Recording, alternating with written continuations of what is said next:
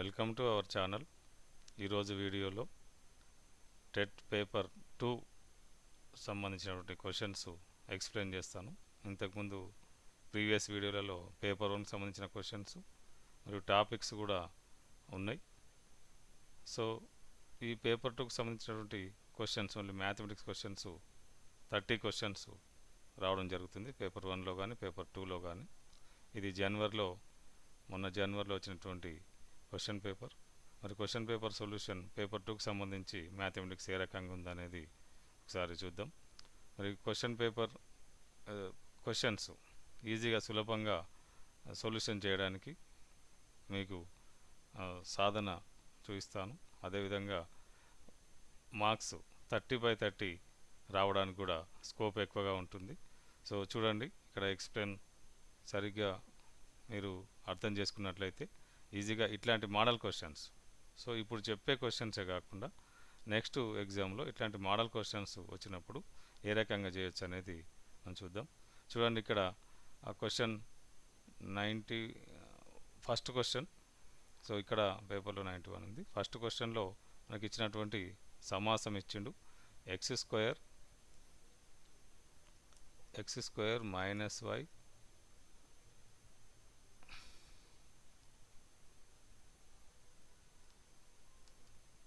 x square minus 2xy plus y square minus 5 సమాసం యొక్క కారణాంకాలు అంటుంది. ఇది వర్గ సమాసం కాబట్టి దీని కారణాంకాలు 2 వస్తాయి. అన్నింటిలో 2 చూపించడం జరిగింది. సో మరి ఇట్లా ఇచ్చినప్పుడు కారణాంకాలు ఏ రకంగా చేయాలి చూడండి. ఇక్కడ x square minus 2xy plus y square, ఇది a minus b whole square formula. So x minus y, a minus b whole square ఏంటి మనకు? a minus b whole square is equal to a square minus 2ab plus b square. So ఆ రూపంలో ఉన్నటువంటిది మనం రాసినట్లయితే x minus y whole square minus 5. So ఇక్కడ ఇది square ఉంది, ఇక్కడ స్క్వేర్ లేదు కాబట్టి మళ్ళీ దీన్ని మనం x minus y whole square 5ని √5 రాస్తాం. √5 హోల్ స్క్వేర్ రాసుకోవచ్చు, √5 రాస్తాం. సో ఇక్కడ రూట్కి స్క్వేర్ క్యాన్సిల్ అంటే మళ్ళీ 5 వస్తుంది కాబట్టి ఇప్పుడు ఇది మనకు a square minus b square ఫార్ములాలో ఉంది. a plus b into a minus b. So ఇక్కడ ఈ ఫామ్లో మనం కన్వర్ట్ చేసినట్టయితే ఫస్ట్ది ఇది a, ఇది b. So a plus b అంటే x minus y a plus b అంటే √5, ఇది ఒక కారణాంకం. నెక్స్ట్ రెండవది a అంటే x minus y minus b అంటే √5. సో ఇప్పుడు ఇక్కడ ఇది ఎక్కడుంది? ఈ కారణాంకాలు ఉన్నది ఎక్కడుంది ఒకసారి చూసినట్లయితే 4th ఆప్షన్లో ఉంది. So 4th is the our right answer. దీనికి కారణాంకాలు ఇది ఈ రకంగా మనం a plus b formula, algebraic ఎక్స్ప్రెషన్స్లో వచ్చేటువంటి formulas a plus b, a minus b whole square, a plus b whole square, a square minus b square, ఆ formulas మనం ఉపయోగించి కారణాంకాలు ఫైండ్ అవుట్ చేస్తాం. చూడండి, ఇక్కడ క్వశ్చను స్టాటిస్టిక్స్ సంబంధించిన క్వశ్చన్స్ పేపర్ 1లో కానీ పేపర్ 2లో కానీ అడుగుతున్నాడు. స్టాటిస్టిక్స్ సంబంధించినటువంటి నాలెడ్జ్ మనకు ఖచ్చితంగా ఉండాలి. ఇక్కడ రఘు, రాజు, రాము యొక్క సగటు మార్కులు అడిగిండు. రఘు ఉన్నాడు, రాజు ఉన్నాడు, రాము ఉన్నాడు. సో రఘు, రాజు, రాము వీరి సగటు మార్కులు 75. మళ్ళీ నెక్స్ట్లో రాజు, రాము మరియు రవి వీరి యొక్క సగటు మార్కులు, రాజు, రాము, రవి వీరి యొక్క సగటు మార్కులు ఇచ్చేసి మనకు 77 అన్నాడు. అయితే రవి యొక్క మార్కులు 76 అయితే రవి మార్కులు ఇచ్చిండు. ఇక్కడ ఉన్నటువంటి రవి మార్కులు ఇచ్చిండు. ఎన్ని ఇచ్చిండు? 76 ఇచ్చిండు. ఇవి 76, రవి మార్కులు 76. అయితే రఘు యొక్క మార్కులు ఎన్ని అంటాడు. క్వశ్చన్ ఏంటి మనకు? రఘు, రాజు మరియు రాముల యొక్క సగటు మార్కులు 75. రాము మరియు రవిల యొక్క సగటు మార్కులు 77 ఇచ్చిండు. రవి యొక్క మార్కులు 76 అయితే రఘు మార్కులు ఎన్ని? ఫస్ట్ దాంట్లో ముగ్గురి మార్కులు సగటు ఇచ్చిండు, సెకండ్ దాంట్లో కూడా ముగ్గురు మార్కులు సగటు ఇచ్చిండు. ఇక్కడ రఘు, రాజు, రాము అడిగితే అక్కడ రాజు, రాము, రవి అడిగిండు. ఇక్కడ రఘు ఎక్స్ట్రా ఉన్నాడు, రాజు, రాములు, ఇక్కడ రాజు, రాములు ఉన్నారు, రవి ఎక్స్ట్రా ఉన్నాడు. సో ఇక్కడ రవి మార్కులు ఇచ్చిండు, రఘు మార్కులు ఎన్ని అంటున్నాడు.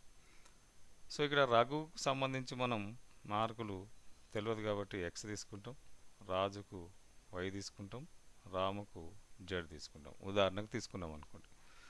ఇక్కడ రాజు మార్కులు కూడా తెలియదు మనకు, అది ఏ తీసుకుంటాం.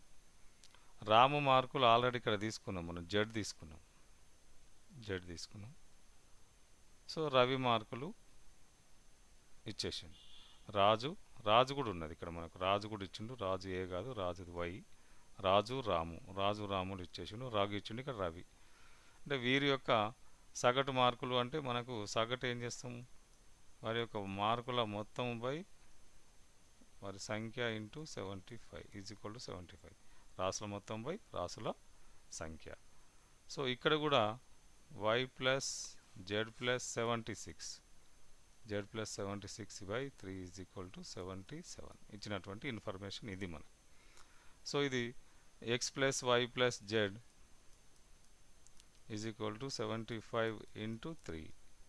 సో 75 ఇంటూ 3, 5 3 జా 15, 7 3 జా 21, 225.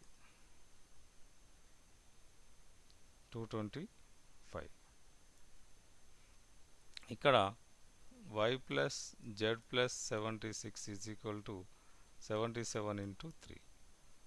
So is equal to 77 into 3, 21, 223, 231. So ఇక్కడ y plus Z plus 76, only y plus Z ఎంత వస్తుంది మనకు, y plus Z is equal to 231లోంచి 76 మనం సబ్ట్రాక్షన్ చేయాలి. 231లోంచి 76 మనం సబ్ట్రాక్షన్ చేస్తే 155. సో ఇది y ప్లస్ జెడ్. ఆల్రెడీ ఇక్కడ మనకు x plus y plus z అడిగినట్టు y ప్లస్ జెడ్లో మనం 155 సబ్స్టిట్యూట్ చేస్తే x plus 155 is equal to 225. So x is equal to 225 minus 155 ఎంత వస్తుంది, x ఈజ్ ఈక్వల్ టు 70 వస్తుంది. ఎక్స్ ఎవరి మార్కులు, ఎక్స్ అనేది రఘు మార్కులు. మనకు అడిగింది ఎవరిని, రఘు మార్కులే అడిగిండు. So first option is the correct answer. Paper 1లో కూడా ఇట్లాంటి క్వశ్చన్స్ వచ్చినాయి. మరి యావరేజ్కి సంబంధించింది సగటుకు రాసుల మొత్తం పై రాసుల సంఖ్య చేసేస్తే సరిపోతుంది. ఇక్కడ చూడండి, ఈ నెంబర్ సిస్టమ్ సంబంధించినటువంటి క్వశ్చన్. నెంబర్ సిస్టమ్ సంబంధించిన క్వశ్చన్ ఎక్స్పోనెంట్స్, ఘాతాలు మరియు ఘాతాంకాలకు సంబంధించిన question. 7 into 27 whole power 1/3 plus 64 whole power 1/3 whole cube, that power 1/4. Right, మధ్యలో ఒక బ్రాకెట్ ఉంది. ఈ మధ్యలో ఉన్న బ్రాకెట్ను ఫస్ట్ సింప్లిఫై చేద్దాం. 7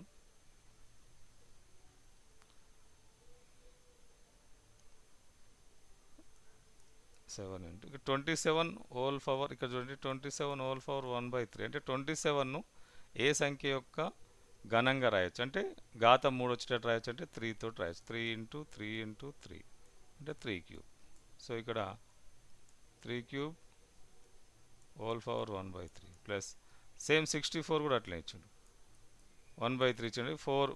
4 ఇంటూ 4 ఇంటూ 4 రాస్తుంది, అది 4 పవర్ 3 అంటే ఇక్కడ ఘాతం 1/3 వచ్చింది కాబట్టి దాన్ని ఈ ఘాత రూపంలో ఘాతం 3 వచ్చేటట్లు రాసుకోవాలి 1/3 ఉంటే. సో ఇక్కడ 4 power cube 4 cube whole power 1/3 whole power 3 whole power 1/4 ఇచ్చు.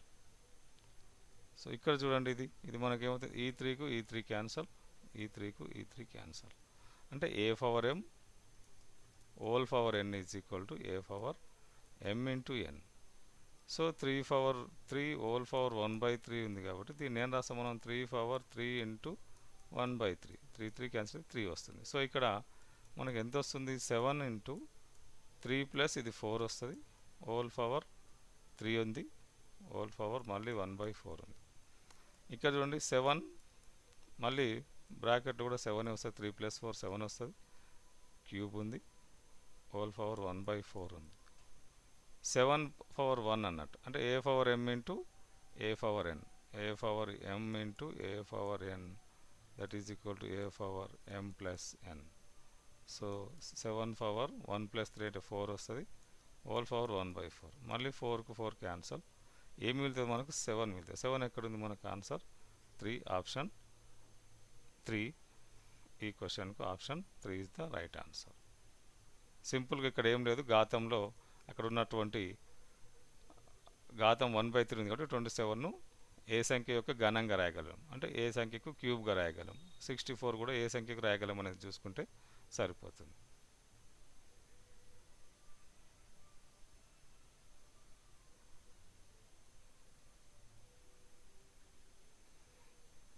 చూడండి ఇక్కడ ఎక్స్ అక్షం నుండి బిందువు 4, -8, ఎక్స్ అక్షం నుండి బిందువు 4, -8 అనేది ఎంత దూరంలో ఉంది, యొక్క దూరం ఎక్స్ అక్షం నుండి ఈ బిందువు ఎంత దూరంలో ఉంది అని అడుగుతున్నాడు. సింపుల్, ఇక్కడ ఎక్స్ అక్షం నుండి 4, -8 అనే బిందువు ఎంత దూరంలో ఉందంటే వై నిరూపకం ఏమేమింది, ఎక్స్ అక్షం నుండి అడుగుతుందంటే వై నిరూపకం చూసుకోవాలి. వై నిరూపకం 8 కాబట్టి 8 యూనిట్స్. సింపుల్. వై అక్షం నుండి ఎంత దూరంలో ఉందంటే ఎక్స్ నిరూపకం 4 యూనిట్స్. కానీ ఇక్కడ మనకు అడిగింది ఎక్స్ అక్షం నుండి అన్నాడు కాబట్టి మనం వై నిరూపకం చూసుకోవాలి. వై నిరూపకం ఏముంది 8, అది మైనస్ ఉన్నా ప్లస్ గానే పరిగణించాలి డిస్టెన్స్ కాబట్టి. సో ఇది second option is the right answer. Okay, ఇక్కడ అర్థమైంది కదా. వై అక్షం అంటే 4 యూనిట్స్ అయితే వై అక్షం నుంచి బిందువు దూరం 4 యూనిట్స్, ఎక్స్ అక్షం నుంచి 8 యూనిట్లు. సపోజ్ ఎగ్జాంపుల్ మనకు 2, 3 ఉందనుకోండి, ఇది ఎక్స్ అక్షం నుంచి అయితే 3 యూనిట్ల దూరంలో ఉంటుంది, వై అక్షం నుంచి అయితే 2 యూనిట్స్ దూరంలో ఉంటుంది.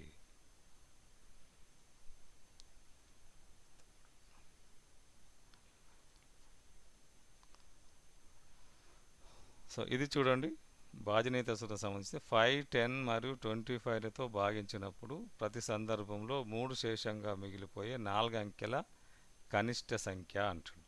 ఇక్కడ అన్ని 4 అంకెల సంఖ్యలే ఇచ్చిండు. ఏది 3 శేషం మిగిలిపోతుంది, 3 శేషం మిగిలేటివి ఏంటి? ఇప్పుడు 5 తోటి భాగించినప్పుడు మనకేంటి, 5 తోటి భాగార భాజనీయత సూత్రం యూనిట్ ప్లేస్లో 0 or 5 ఉండాలి. అట్లయితే 5 టేబుల్లో నిశ్శేషంగా భావించబడుతుంది. కానీ ఇక్కడ భాగించినప్పుడు ప్రతి సందర్భంలో 3 శేషం ఎక్కడ వచ్చే ఆప్షన్స్ ఉన్నాయి? 5తో డివిజన్ చేసినప్పుడు 3 దగ్గర వచ్చే ఆప్షన్ ఉంది, 13 దగ్గర ఆప్షన్. రెండే, ఇవి కావు మనకు. ఇక్కడే మనం ఎలిమినేట్ చేసుకోవచ్చు, సులభంగా అవుతుంది మనకు. 5 టేబుల్లో చేసినప్పుడు ఇక్కడ 3 వస్తుంది, ఇక్కడ 3 వస్తుంది. Okay, right. మరి 10 టేబుల్లో చేసినప్పుడు ఎక్కడెక్కడ వస్తుంది? 10 టేబుల్లో చేసినా కూడా ఇక్కడ 3నే వస్తుంది, ఇక్కడ కూడా 3నే వస్తుంది. 5 అడిగిండు మనకు, 10 అడిగిండు, 5 అడిగిండు, 10 అడిగిండు, 25 అడిగిండు. 5 టేబుల్లో చేసినప్పుడు ఇక్కడ 3నే వస్తుంది, ఇక్కడ కూడా 3నే వస్తుంది. 10 టేబుల్లో చేసినప్పుడు కూడా ఇక్కడ 3నే వస్తుంది, ఇక్కడ కూడా 3నే వస్తుంది. ఇప్పుడు 25 చూడాలి. మరి 25 ఎప్పుడు 25 నిశ్శేషంగా భాగించబడుతుంది అని అంటే మనకు 2 zeros ఉండాలి. 25 ఎప్పుడు భావించబడితే ఏదైనా సంఖ్య ఇక్కడ 4 ఉంది, తర్వాత 2 zeros ఉంది అనుకోండి, ఈ 25 టేబుల్తో నిశ్శేషంగా భాగించబడుతుంది. సో 100 ఉంది, ఎస్. 200 ఉంది, ఎస్, భావించబడుతుంది. 300 ఉంది, భావించబడుతుంది. అంటే 2 zeros కంపల్సరీగా ఉంటే భావించబడుతుంది అనుకుంటాం. 1 0 ఉన్నప్పుడు భావించబడవచ్చు, అది వేరే విషయం. కొన్ని సందర్భాల్లో భావించబడితే 50 ఉంది, భావించబడుతుంది. అలాగని 60కి భావించబడదు. కాబట్టి 2 zeros ఉన్నప్పుడు కంపల్సరీ. ఇంకా 2 zeros ఎక్కడ వస్తాయి? ఇక్కడ ఆల్రెడీ 3 zeros వస్తాయి. ఒకవేళ మనం దీన్ని రాస్తే 1000 వస్తుంది, 3 zeros వస్తాయి. ఇక్కడ ఏమొస్తుంది? 1 0 వస్తుంది, 1 0 వస్తుంది. 3 శేషం రావాలంటే 3ని తీసేస్తే మనకు 1 0 1 0 ఇక్కడ వస్తుంది, ఇక్కడ 1 0 0 వస్తుంది. మరి 25 తోటి ఏది డివిజబుల్ అవుతుంది? ఇది కాదు. ఎందుకు? అక్కడ 2 zeros లేవు, యూనిట్ ప్లేస్లో 10 + 1 వచ్చింది, కాబట్టి ఇది డివిజిబుల్ కాదు, కాబట్టి ఇది అవుతుంది. ఇదేది మనకు second option is the right, third కూడా కాదు. ఇట్లా ఎలిమినేషన్ పద్ధతిలో మనం ఆప్షన్స్ తగ్గించుకొని కూడా ఆన్సర్స్ చేయడానికి అవకాశం ఉంటుంది.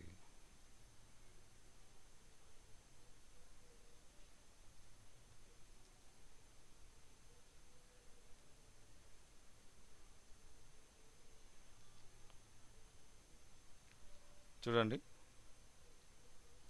ఈ క్రింది వానిలో సరికాని వాక్య ఏది? సరికానిది అంటున్నారు. ఒకసారి చూడండి, సరికాని వాక్య అంటున్నారు కాబట్టి ఏది సరికాదు?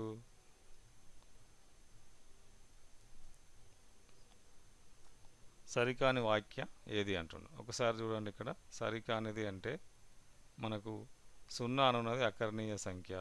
ఎస్, 0 అకరణీయ సంఖ్యని. 169కు రూటు 13 అన్నాడు, 13 కూడా ఓకే, 13 కూడా ఓకే. 729 అన్నది ఒక పరిపూర్ణ ఘన సంఖ్య అంటుండు. ఘన సంఖ్య అంటే మనం ఇందాక రాష్ట్రం చూడండి, 3 క్యూబ్ రాష్ట్రం 27. ఇక్కడ 729 ఏం రాయొచ్చు మనం? 729 అనేది చూద్దాం, 9 ఇంటూ 9 ఇంటూ 9 రాష్ట్రం అనుకోండి. 9 9 81, 720 అంటే 9 యొక్క క్యూబ్ 729. సో 729 కూడా ఘన సంఖ్యని. మరి కాందేదికి ఇప్పుడు 0.3 హోల్ స్క్వేర్ ఇచ్చిండు. 0.3 హోల్ స్క్వేర్ అంటే మనకి ఏం రావాలి? 0.3 ఇంటూ 0.3 చేసినప్పుడు ఇట్లా 9 ఇట్లా వస్తుంది మనకు, 009లో వస్తుంది. ఇప్పుడు ఎక్కడ డెసిమల్ పాయింట్ పెట్టాలంటే 2 డిజిట్స్ తర్వాత ఇక్కడ ఒక డెసిమల్ పాయింట్ తర్వాత డిజిట్ ఉంది, ఇక్కడ ఒకటి ఉంది కాబట్టి రెండింటిని వదిలేసి పెట్టాలంటే ఇక్కడ పెట్టి 0.09 వస్తుంది. 0.09 వస్తుంది, 0.09. కాబట్టి ఇది రాంగ్ ఆన్సర్ మనకు. ఇవన్నీ రైట్. ఇప్పుడు 729 99 డైరెక్ట్ ఎట్లా చేయొచ్చు అనేది కూడా, 729కి ఎట్లా చేయొచ్చు అనేది కూడా ఒకసారి చూసినట్లయితే మనం 3 టేబుల్లో రాసుకోవచ్చు ఇలా దీన్ని. అది మనం ప్రైమ్ ఫ్యాక్టరైజేషన్లో కూడా చెప్పుకున్నాం. డైరెక్ట్ మీరు సంఖ్య 9 తోటి కూడా చూసుకోవచ్చు. కాబట్టి 3 సరైనయే, 4వ ఆప్షన్ సరైంది కాదు. నెక్స్ట్ క్వశ్చన్ చూడండి, ఒకసారి ఇక్కడ క్వశ్చన్ ఏంటి చూడండి. 2xy minus y square is to 6x² minus xy is equal to 1:6 అయితే x:y ఎంత అని అడుగుతున్నాడు. సో ఇక్కడ ఆల్జీబ్రిక్ ఎక్స్ప్రెషన్స్ ఇచ్చి వాటి రేషియో ఇచ్చాడు. మరి ఆల్జీబ్రిక్ ఎక్స్ప్రెషన్ ఇచ్చి వాటి రేషియో ఇస్తే మనం మామూలుగా సొల్యూషన్ చేసుకుంటూ పోతే కొద్దిగా ఇబ్బంది అయ్యే పరిస్థితి ఉంది. కాబట్టి ఇక్కడ ట్రయల్ అండ్ ఎర్రర్ మెథడ్ మనం యూజ్ చేయొచ్చు. మనకి ఇచ్చినటువంటి రేషియో ఏంటి ఒకసారి చూద్దాం.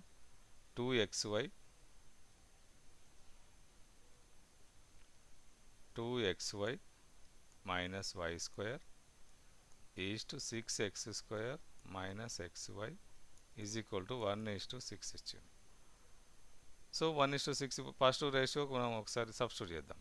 3:1 3:2 సబ్స్టిట్యూట్ చేద్దాం. కరెక్ట్ కదా కాదా?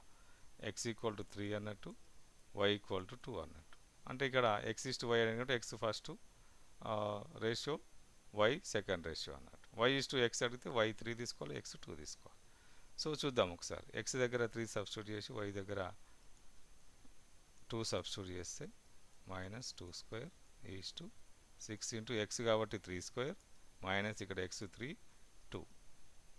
చూద్దాం 1:6 వస్తుందా రాదు ఈ రేషియో. 2 3 = 6, 6 2 = 12, 12 మైనస్ 2² అంటే 2 ఇంటూ 2 4 రేషియో. 6 ఇంటూ ఇక్కడ 9, 3² అంటే 9 మైనస్ 6. సో ఇది 8, ఇది 54 మైనస్ 6. సో 8:48. సో ఎంత వస్తుంది మరి? 8:48 అంటే నిష్పత్తిని ఎప్పుడు మనం సూక్ష్మ రూపంలో చూపించాలి కాబట్టి 8 1 = 8 టేబుల్ పోతుంది 40, 8 6 = 48, 1:6 వచ్చేసింది. సో సెకండ్ మనం వెళ్ళాల్సిన అవసరం లేదు. ఇదే మన కరెక్ట్ ఆన్సర్. 2:5, 1:3, 4:5 చెక్ చేయాల్సిన అవసరం లేదు ఒకవేళ నువ్వు క్యాల్కులేషన్ కరెక్ట్ చేస్తే. సో ఇదే 3:2 is the our right answer.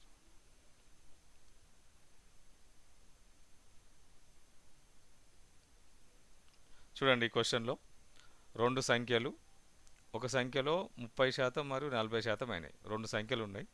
ఆ 2 సంఖ్యలు ఒక సంఖ్యలో 30% అయినాయి, 40% అయినాయి.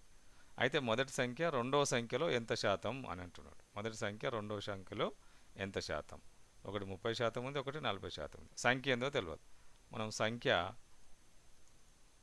ఎక్స్ తీసుకున్నాం అనుకోండి. ఎక్స్లో 30% ఎంత?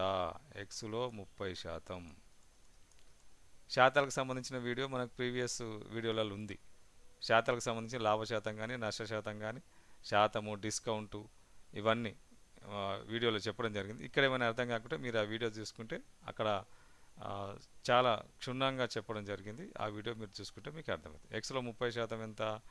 ఎక్స్ ఇంటూ శాతాన్ని భిన్నంలో రాయడమే 30/100 అంటే ఒక జీరో క్యాన్సల్ అంటే 3x/10. మొదటి సంఖ్య 3x/10. రెండవ సంఖ్య ఏమవుతుంది? ఎక్స్లో 40%. ఎక్స్ ఇంటూ 40/100 2 2 జా 2 5 జా అంటే 2x/5. ఇది రెండవ సంఖ్య.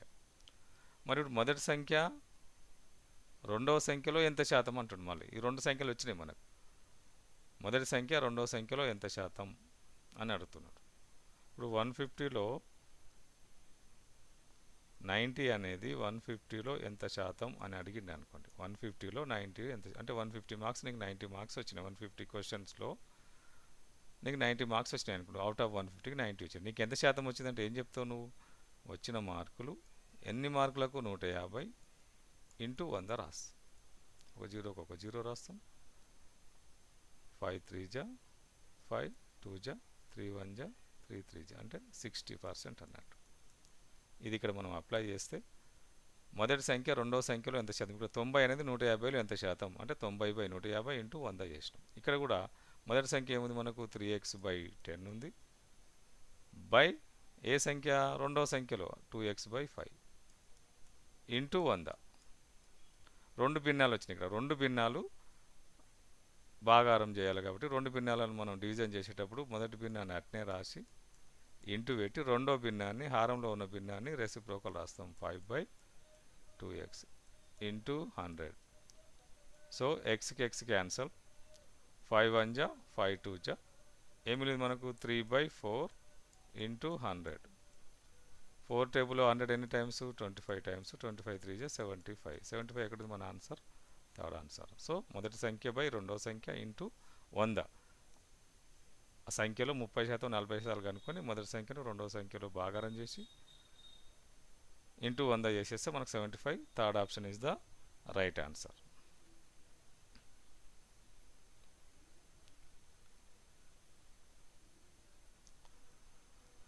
ఇక్కడ చూడండి, 16 నుండి 55 వరకుల సంయుక్త మరియు ప్రధాన సంఖ్యలో భేదం అంటుంది. 16 నుండి మనకు 16 నుండి 55 వరకు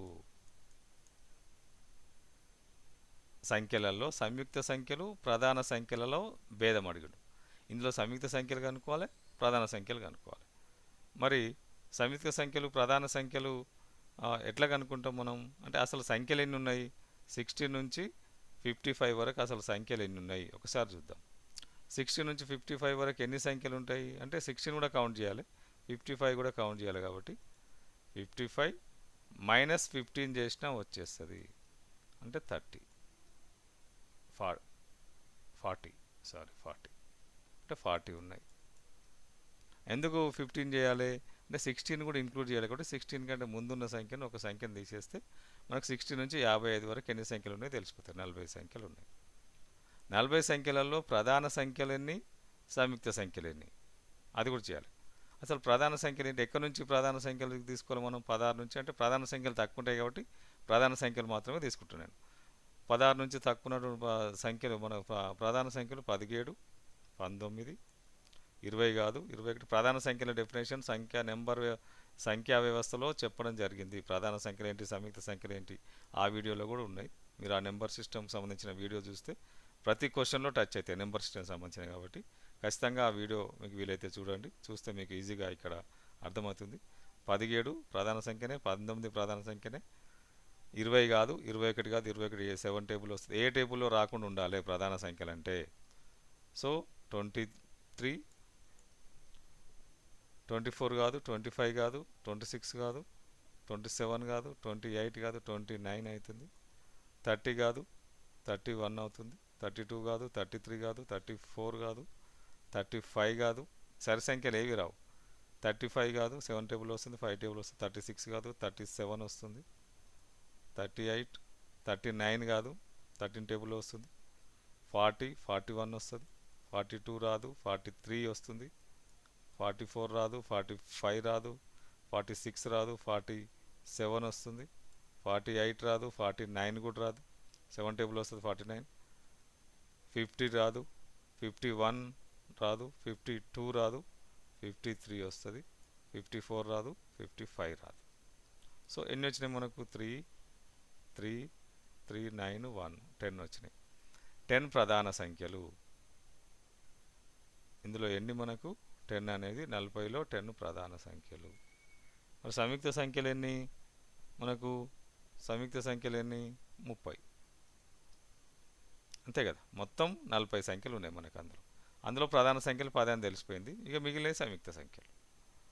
సో 30. ఈ సంఖ్యలలో భేదం అడిగాడు. 30కి 10కి భేదం ఎంత? 20. 20 is the our right answer.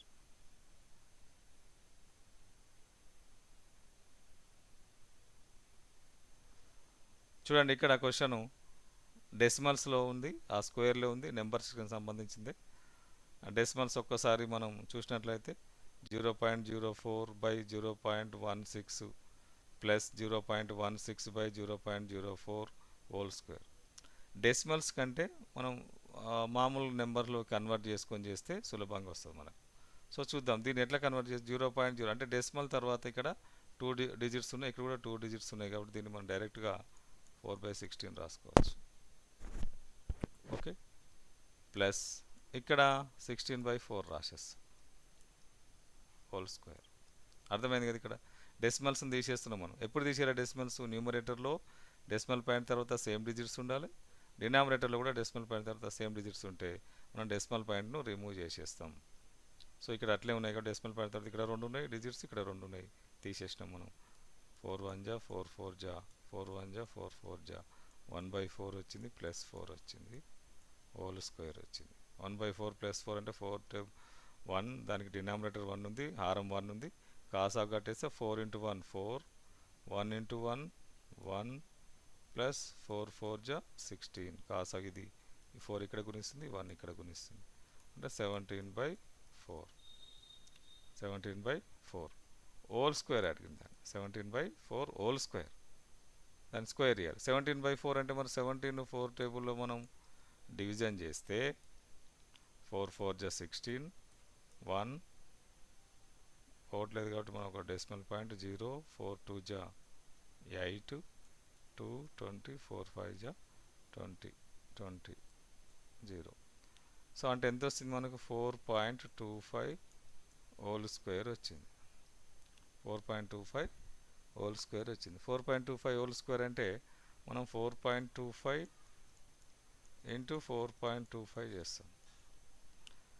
ఎంత వస్తుంది? 4.25 × 4.25 ఎంత వస్తుంది మనకు? 5 5 జా 25, 2 5 2 జా 10, 12, 1 5 4 జా 20, 21, 2 5 జా 10, 4 5 8, మళ్ళీ 4 4 5 జా 20, 2 4 2 జా 8, 10, 16 17, 5 2 6 0 1 8 1. ఇంత వచ్చింది ఆన్సర్. ఇది ఎక్కడుంది? అన్నిట్లలో అదే ఉంది. చూడండి ఒకసారి, అన్నిట్లలో అదే ఉంది, కన్ఫ్యూజ్ చేయడానికి. మరి ఇప్పుడు ఏం చేయాలి? అన్నిట్లలో అవే ఉన్నాయి, ఆ 6 డిజిట్సే ఉన్నాయి, కాకపోతే డెసిమల్ పాయింట్ డిఫరెంట్ ప్లేసెస్లో ఉంది. డెసిమల్ పాయింట్ డిఫరెంట్ ప్లేసెస్లో ఉంది. సో మరి ఎక్కడ మనం డెసిమల్ పాయింట్ పెట్టాలి? ఇక్కడ ఫస్ట్ మనం మల్టిప్లై చేసిన చూడండి, 4.25 4.25. డెసిమల్ తర్వాత ఎన్ని డిజిట్స్ ఉన్నాయి? 2 డిజిట్స్. ఇక్కడ ఎన్ని ఉన్నాయి? 2. అంటే రెండింటిని కలుపుకొని చూసుకోవాలి. మొత్తం ఎన్ని డిజిట్స్? 4. ఇక్కడ మనకు వచ్చినటువంటి ఆన్సర్లో 1 2 3 4 డిజిట్స్ని మనం లెఫ్ట్ ఓవర్ చేసేసి డెసిమల్ పాయింట్ అంటే 18.0625 ఎక్కడుంది? ఇది. ఈ 3 అన్నీ ఏవి కావు. అంటే option is the second option మనకు ఈజ్ ద రైట్ ఆన్సర్.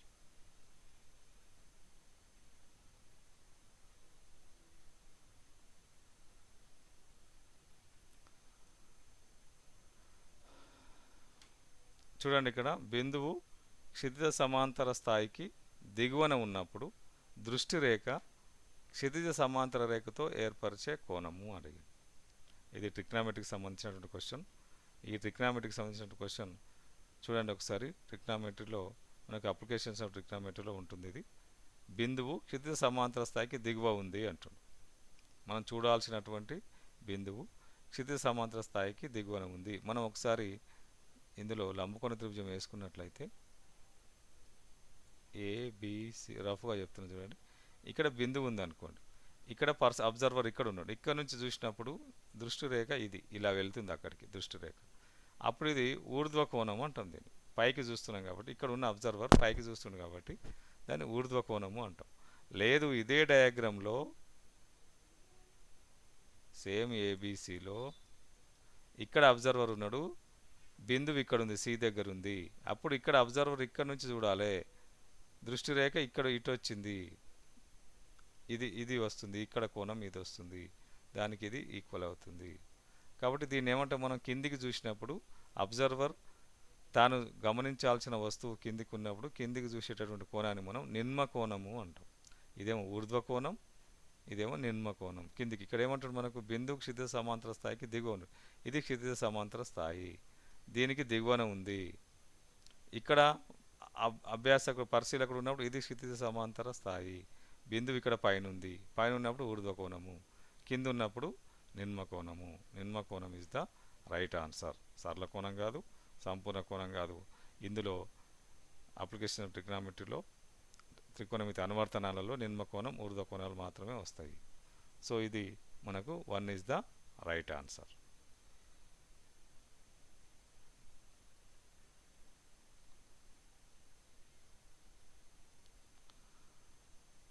ఇక్కడ చూడండి, ఇది కూడా అదే అనువర్తనాలు, త్రికోణమితి అనువర్తనాలకు సంబంధించినటువంటి క్వశ్చనే. సో ఇట్లాంటి క్వశ్చన్స్ మీరు మిస్ అయితే ఒక మార్క్ మిస్ అయ్యే అవకాశం ఉంటుంది. ఇందులో కన్ఫ్యూజ్ చేయడానికి కూడా కన్ఫ్యూజ్ అయ్యే అవకాశం కూడా ఉంది. సో ఇక్కడ చూడండి ఒకసారి, 7 మీటర్లు మరియు 12 మీటర్ల ఎత్తుగల 2 స్తంభాలు ఉన్నాయి. 2 స్తంభాలు గీసుకోండి, సింపుల్, ఏం లేదు. ఇక్కడ 7 మీటర్లు ఒకటి ఉంది, 12 మీటర్లు ఒకటి ఉంది. అవి ఎక్కడ ఉన్నాయి? వాటి మధ్య దూరం 12 మీటర్లు ఉండేలా రోడ్డుకి ఇరువైపులు ఉన్నాయి. ఒక రోడ్ ఉంది, ఇక్కడ 12 మీటర్లు, ఇక్కడ 7 మీటర్లు గీసేసినాం.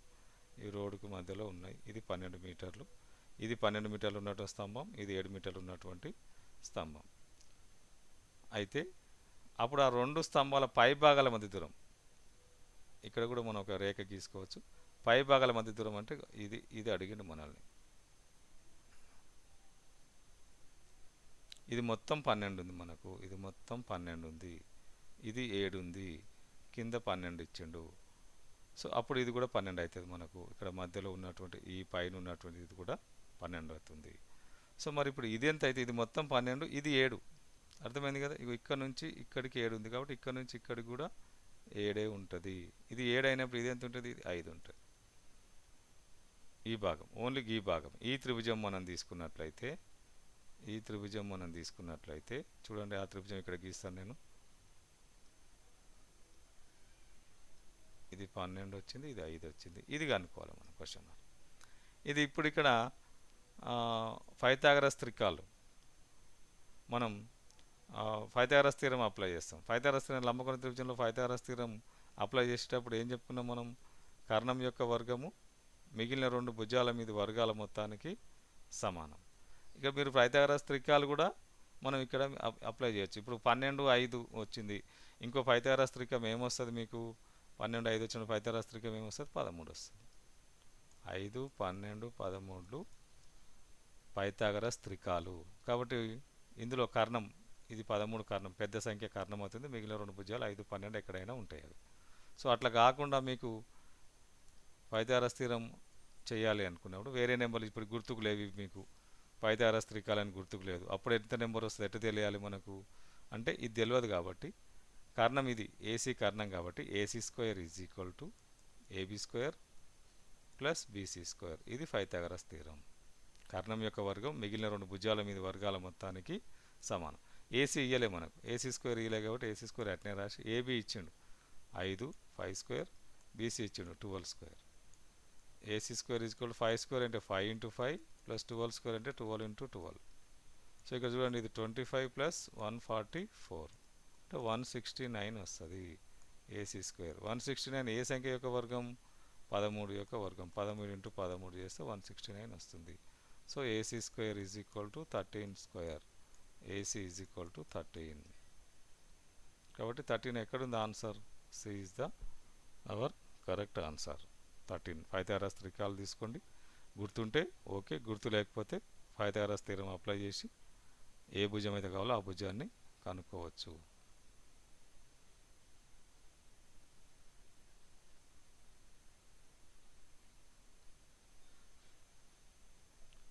నెక్స్ట్ చూడండి, ఇక్కడ అకరణీయ సంఖ్యల సమితి అనేది ఈ సమితి యొక్క ఉపసమితి. మనం సంఖ్యా వ్యవస్థలో చెప్పుకున్నవి అకరణీయ సంఖ్యలు మళ్ళీ ఒకసారి చెప్పే ప్రయత్నం చేస్తే చూడండి. న్యాచురల్ నెంబర్సు, తర్వాత వచ్చేటివి ఉపసమితి దీనికి హోల్ నెంబర్స్ తర్వాత ఇంటీజర్స్ తర్వాత రేషనల్ నెంబర్స్ తర్వాత రియల్ నెంబర్స్ తర్వాత కాంప్లెక్స్ నెంబర్స్. ఇది మనకు ఆర్డర్ సంఖ్యా వ్యవస్థలో. న్యాచురల్ నెంబర్స్ చిన్న సంఖ్యా వ్యవస్థ, దీని తర్వాత హోల్ నెంబర్స్ తర్వాత ఇంటీజర్స్ తర్వాత రేషనల్ నెంబర్స్ తర్వాత రియల్ నెంబర్స్ తర్వాత కాంప్లెక్స్ నెంబర్స్. సో ఇందులో ఏమడు కరణీయ సంఖ్యలు, ఇందులో కరణీయ సంఖ్యలు రావు. ఎక్కడొస్తాయి కరణీయ సంఖ్యలు? మనకు అకరణీయ సంఖ్యలు, కరణీయ సంఖ్యలు రెండు కలిపి వాస్తవ సంఖ్యలు అవుతాయి. ఇక్కడ కరణీయ సంఖ్యలు యాడ్ అవుతాయి, క్యూ డాష్ అంటాము. ఈ రెండు కలిపి రియల్ నెంబర్స్ అవుతాయి. కాబట్టి కరణీయ సంఖ్యలు అకరణీయ సంఖ్యా సమితి యొక్క ఉపసమితి. అకరణీయ సంఖ్యా సమితి అనేది ఈ సమితికి ఉపసమితి అంటుంది. దేనికి ఉపసమితి? దీనికి కాదు. ఎందుకంటే ఈ రెండు కలిస్తే వాస్తవ సంఖ్యలు అవుతాయి. ఈ సంఖ్యలు ఇందులో ఉండవు. అకరణీయ సంఖ్యలు కరణీయ సంఖ్యలు రెండు సపరేట్, కాబట్టి ఇది మన ఆన్సర్ కాదు. వాస్తవ సంఖ్యలు ఎక్కడున్నాయి చూడండి, రియల్ నెంబర్స్ ఇక్కడ ఉన్నాయి. దీనికంటే ముందున్న సంఖ్యా వ్యవస్థ అకరణీయ సంఖ్య, కాబట్టి దీనికి ఇది ఉపసమితి అవుతుంది. దీనికి కూడా అయితే కాంప్లెక్స్ నెంబర్స్ కూడా ఉపసమితి. కాంప్లెక్స్ నెంబర్స్ అని ఎక్కడ ఇచ్చిండు? అయ్యి సహజ సంఖ్యలు ఇచ్చిండు. సహజ సంఖ్యలు ఎక్కడుంది? ఫస్ట్లోనే ఉంది. కాబట్టి ఫస్ట్ ఉన్న దానికి దాని తర్వాత వచ్చేది ఉపసమితి కాదు. ఇప్పుడు డబ్ల్యూకు ఎన్ ఉపసమితి అవుతుంది, డబ్ల్యూ హైకి ఉపసమితి అవుతుంది, ఎన్ కూడా ఐకి ఉపసమితి అవుతుంది. ఇక్కడ మనం చూసుకున్నట్లయితే వాస్తవ సంఖ్యా సమితి మనకు కరెక్ట్ ఆన్సర్. వాస్తవ సంఖ్యా సమితి అకరణీయ సంఖ్యా సమితి వాస్తవ సంఖ్యా సమితికి ఉపసమితి అవుతుంది. సంకీర్ణ సంఖ్యా సమితి కూడా ఉపసమితి. సి అంటే సంకీర్ణ సంఖ్యా సమితి. సంకీర్ణ సంఖ్యా సమితి కూడా ఉపసమితి అవుతుంది. సంకీర్ణ సంఖ్యా సమితికి అన్ని ఉపసమితులే, వాస్తవ సంఖ్యలు ఉపసమితులే, అకరణీయ సంఖ్యలు ఉపసమితులే, పూర్ణ సంఖ్యలు ఉపసమితులే, పూర్ణాంకాలు ఉపసమితులే, సహజ సంఖ్యలు కూడా ఉపసమితులే దానికి. సో ఈ ఆర్డర్ చూసుకుంటే మీకు ఈజీగా మీరు ఆన్సర్ చేయొచ్చు దీన్ని.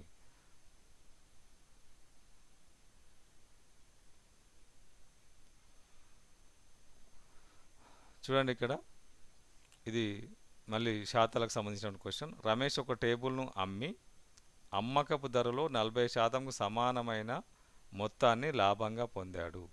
అయితే అతనికి వచ్చిన లాభ శాతం సుమారుగా. రమేష్ ఒక టేబుల్ని అమ్మిండు, ఎంతకు అమ్మిండో చెప్పట్లేదు. అమ్మకపు ధరలో 40% సమానమైన మొత్తాన్ని లాభంగా పొందిండట. అమ్మకపు ధరలో లాభాన్ని ఇది. అయితే మొత్తం లాభం ఎంత? లాభం అనేది లాభం కానీ లాభశాతం కానీ మనం కొన్న వెల మీదనే డిపెండ్ అవుతుంది, అమ్మకపు వెల మీద కాదు. కాబట్టి అమ్మిన వెల ఇవ్వలే, మనకు కొన్న వెల ఇవ్వలే. కాబట్టి మనం ఇక్కడ సింపుల్గా మనం కొన్న వెల కాస్ట్ ప్రైస్, ఇది కొన్న వెల ఎక్స్ తీసుకుందాం, సెల్లింగ్ ప్రైస్ వై తీసుకుందాం. ఇది అమ్మిన వెల, వై అనేది అమ్మిన వెల, ఇది ఎక్స్ అనేది కొన్న వెల. కొన్న వేల అమ్మిన వేల ఎప్పుడు సమానంగా ఉండదు. ఒకవేళ సమానంగా ఉంటే అతనికి లాభం ఉండదు, నష్టం ఉండదు. సో ఇప్పుడు ఇక్కడ అమ్మకపు ధరలో అంటే వైలో 40% సమానమైన మొత్తాన్ని లాభంగా పొందిండంట. వైలో 40% ఇప్పుడు అనుకోవాలి. ఇందాక మనం చేసినాం చూడండి, ఎక్కడ 30% 40% వచ్చినప్పుడు ఎక్స్లో ఎంత 30% అనేది చేసినాం. ఇక్కడ వైలో 40% చేయాలి మనం. వైలో 40% అంటే వై ఇంటూ 40/100. సో 2 5 అంటే 2y/5. 2 ఇంటూ వై 2y, ఇక్కడ 5 వచ్చింది 2y/5. ఇది లాభం, అతనికి వచ్చిన లాభం ఇది. మరి లాభం ఇది అయినప్పుడు ఇక్కడ లాభం ఎట్లా వస్తుంది? మనకు లాభం ఎట్లా వస్తుంది అంటే లాభం ఏంటి? అమ్మిన వేల మైనస్ కొన్న వేల లాభం, SP minus CP. SP minus CP that is equal to y minus x. ఎంత రావాలి మనకు? వై మైనస్ ఎక్స్ 2y/5 రావాలి. ఇప్పుడు మనకు ఎక్స్ ఎంత వస్తుంది? ఎక్స్ ఎంత వస్తుంది ఒకసారి చూస్తే minus x is equal to 2y/5 minus y. అంటే ఈ ఎక్స్ ఇక్కడ నుంచి వైని ఇక్కడ తీసుకొచ్చినాయి మైనస్ అవుతుంది. కానీ ఇక్కడ ఫస్ట్ పదానికి ఎక్స్కి మైనస్ ఉండదు, మైనస్ తీసేయాలనుకుంటే ఇవి మనం రివర్స్లో రాసుకోవాలి. వై ముందు రాయాలి, 2y/5 తర్వాత రాయాలి. దీనికి వై బై ఉంది అన్నట్టు. ఇప్పుడు ఇక్కడ కాసాగా ఎంత వస్తుంది మనకు 5 వస్తుంది. 5 వచ్చి ఇక్కడ మల్టిప్లై చేస్తుంది వైని, 5y మైనస్ ఈ 1 ఇక్కడ మల్టిప్లై చేస్తుంది 2y, that is equal to 3y/5. ఇది కొన్నవేళ. ఇప్పుడు మనకు కొన్నవేళ ఎంత? 3y/5 కొన్నవేళ. మరి లాభం ఎంత? 2y/5. 2y/5 మరి ఎంత శాతం అవుతుంది? 3y/5లో 2y/5 అనేది ఎంత శాతం అవుతుంది? ఇప్పుడు ఇందాక చెప్పుకున్నాం చూడండి. ఎంత శాతం అంటే ఎట్లా వేయాలి? ఈ 2y/5ని 5 ఇందులో ఎంత శాతం? కొన్నవేళ ఇది ఎక్స్ వచ్చింది మనకు చూడండి, ఇది కొన్నవేళ 3y/5 వైలలో వచ్చేసింది. కాబట్టి ఇప్పుడు లాభం కూడా వైలలో ఉంది కాబట్టి మనం ఏం చేస్తాం? లాభ శాతం రావాలంటే లాభం ఏది? 2y/5 బై కొన్నవేళ ఏంది? 3y/5 ఇంటూ 100 లాభ శాతం రావాలంటే. సో ఇక్కడ చేస్తున్నాం చూడండి ఒకసారి. ఇది ఇందాక చెప్పుకున్నట్టే 2y/5 ఇంటూ ఇది బైలో వచ్చింది కాబట్టి దీని రెసిప్రోకల్ వస్తాం 5/3y ఇంటూ 100. సో 5 క్యాన్సల్, వైకి వై క్యాన్సల్, 2/3 ఇంటూ 100. 3 తోటి 100 మల్టిప్లై ఎప్పుడు వస్తుంది? 3 3 = 9, అగైన్ 10 మిగులుతుంది, 3 3 = 9, ఇక 3 3 వస్తూనే ఉంటుంది ఇట్లా. సో ఎంత ఇంటూ చేసి ఎంత వస్తుంది? 66.666 వస్తుంది. ఎక్కడుంది అది? 66.666. మనకి ఇక్కడ ఆప్షన్ ఒకటి మిస్ అయినట్టుంది. ఇది ఆప్షన్ 60% ఫస్ట్ ఆప్షన్ ఇవ్వడం జరిగింది. ఇందులో క్వశ్చన్లో 66 ఉండాలి, మరి ఆప్షన్ ఇందులో మిస్ అయింది. So 66 is right answer. ఇది 4th ఆప్షన్ ఉంటుంది అనుకుంటా. మామూలుగా ఇందులో ఇది 4th ఆప్షన్ ఉంటుంది.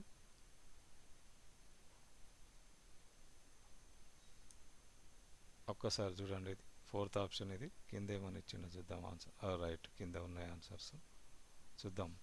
చూడండి, ఇది ఇక్కడ ఆన్సర్ మనకు 66 ఎక్కడుంది? ఇక్కడ 66 4th ఆప్షన్. మనం 66 ఏంటి మనకు? 4th option.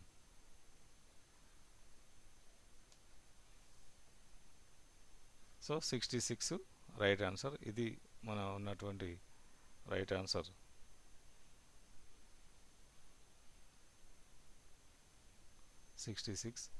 సో ఇప్పటి వరకు మనం 14 క్వశ్చన్స్ చెప్పుకోవడం జరిగింది. రిమైనింగ్ క్వశ్చన్స్ నెక్స్ట్ వీడియోలో మీకు వివరించే ప్రయత్నం చేస్తాను. సో నెక్స్ట్ వీడియోలో రిమైనింగ్ 16 క్వశ్చన్స్ మనం డిస్కషన్ చేద్దాం.